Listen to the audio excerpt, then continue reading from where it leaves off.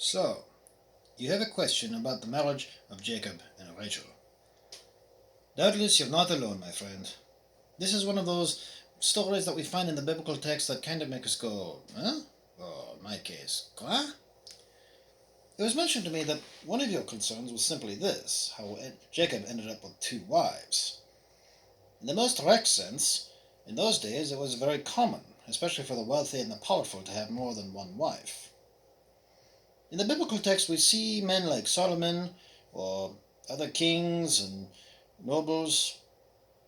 They have more than one wife or concubine or partner. In Solomon's case, it was nearly 1,000 foreign wives or something like that.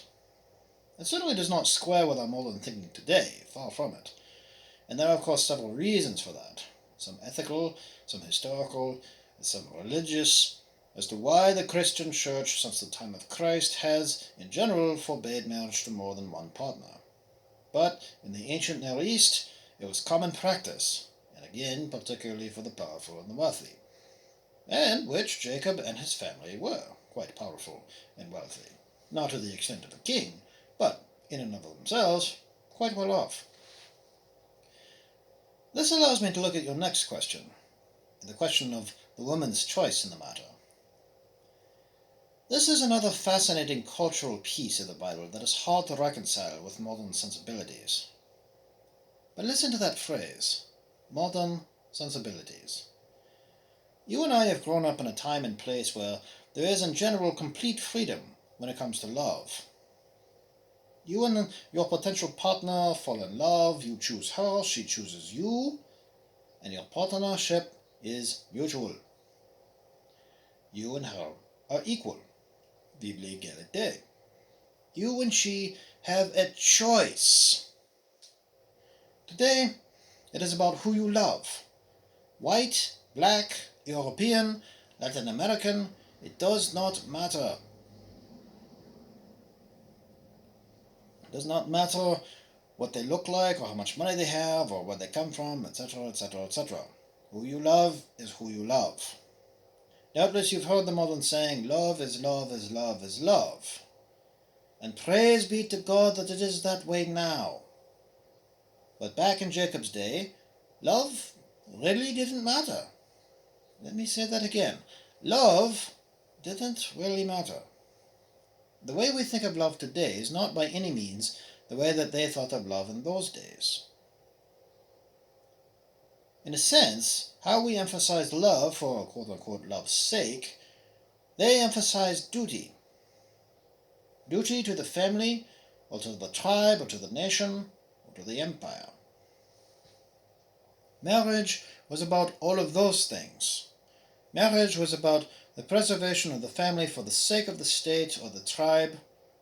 Marriage and family in ancient times was about the greater community and the existence and perpetuation of the group, or the community, or the tribe, or the nation that they were part of.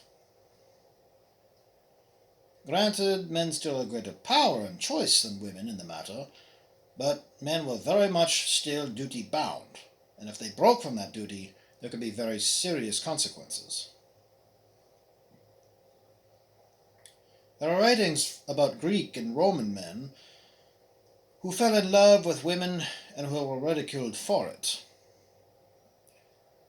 In that time they thought that love made men soft, and therefore less effective in war and government.